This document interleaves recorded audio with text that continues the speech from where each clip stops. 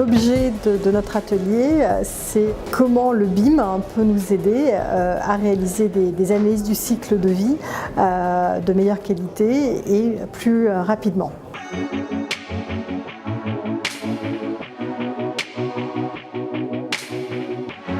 Aujourd'hui, on a fait la restitution de l'atelier 3 BIM ACV auprès des différents partenaires du projet. Là, on est au milieu de toute une série de réunions, de copiles. Le but, c'est de présenter notre retour d'expérience, les difficultés qu'on a rencontrées, les propositions qu'on formalise au terme de notre travail.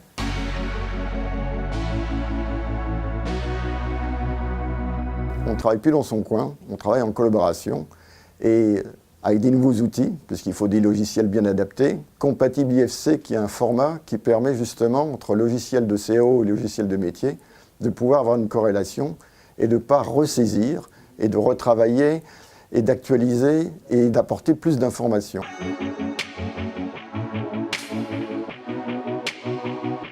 Pour exploiter au maximum le BIM, nous on a besoin d'avoir des outils qui sont aussi prêts. Celui qu'on a testé dans le cadre de cette étude, c'était F8 Melody. On a aussi certains besoins vis-à-vis de la base IGNIS qui vont compléter en fait la maquette pour finaliser l'étude ACV. Nous, on a besoin de la maquette la plus précise possible et la plus proche de la réalité constructive. Et on a aussi besoin qu'elle soit étendue au périmètre de la parcelle, qui est le périmètre du référentiel et plus c'est moins. Et notamment qu'elle comprenne tous les aménagements extérieurs et les fondations, ce qui n'est pas toujours le cas quand l'architecte lui fait sa maquette, qui lui sert à fournir ses éléments graphiques habituels. Le BIM, c'est l'avenir, c'est incontournable. Même si aujourd'hui nous sommes en période de rodage, ce sera la façon de faire dans le futur.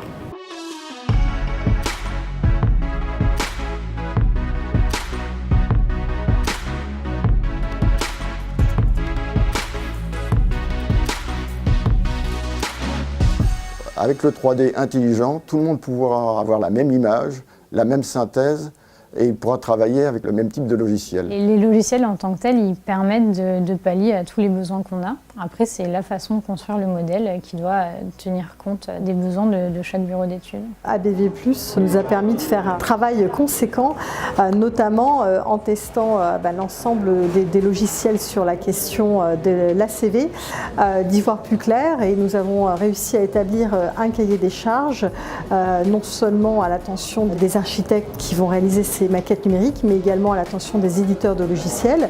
Et nous espérons que nos demandes seront prises en compte pour que ça fonctionne de manière fluide dans les années qui viennent.